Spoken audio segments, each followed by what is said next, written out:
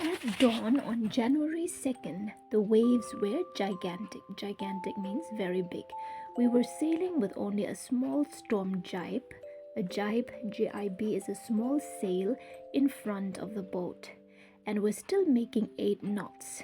As the ship rose to the top of each wave, we could see the endless, enormous seas rolling towards us, and the screaming of the wind and spray was painful to the ears.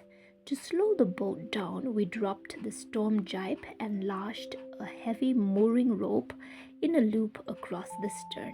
Then we double lashed everything, went through our life raft drill, attached live lines, donned oilskins and life jackets, and waited. So they continued on this journey, and the weather got worse and worse, and Wave Walker was near capsizing or overturning.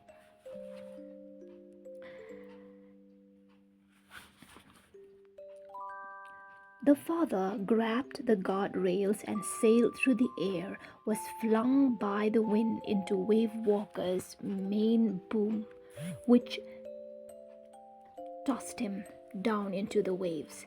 Subsequent waves tossed him around the deck like a rag doll. His left ribs were cracked, his mouth filled with blood and broken teeth.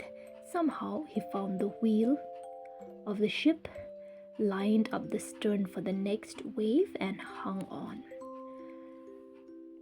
Because there were gaps and openings in the ship, it is beginning to be filled with water. The decks are smashed. They were full of water. The father told Mary, "Take the wheel," and he scrambled for the hatch. The 2 crewmen, Larry and Herb, were pumping like madmen. They were trying to pump water out of the ship.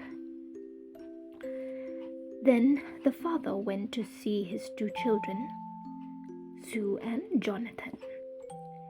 When he asked how they were, Sue said that her head hurts a bit and there's a big bump over her eyes. But he had no time to worry about such things. He had to find a hammer, screws, and canvas so that he could make some repairs on the ship.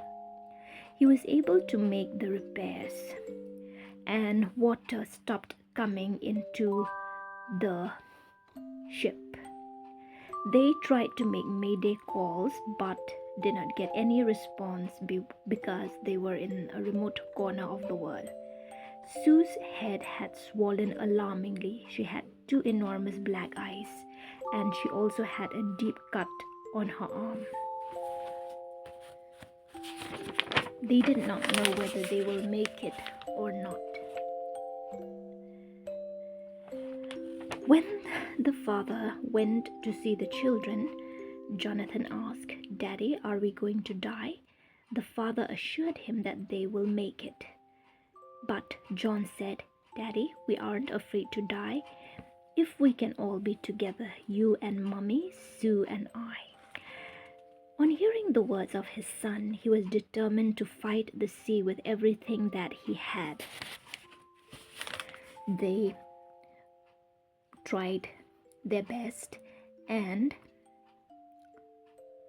they were hoping that they could find some island nearby.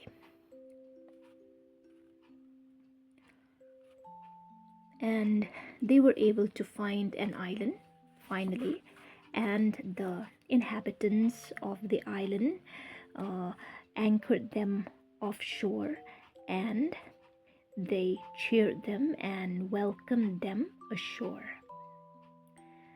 The island was a small one, but to the 4 family members and the crewmen who had been struggling and fighting for their lives, this island seemed to be the most beautiful island in the world. It's only a bleak piece of volcanic rock with little vegetation, but to them it's the most beautiful island because it's the island that had saved their lives. So this story is mainly about the struggle that this family went through in the storm while they were sailing on the ship Wave Walker.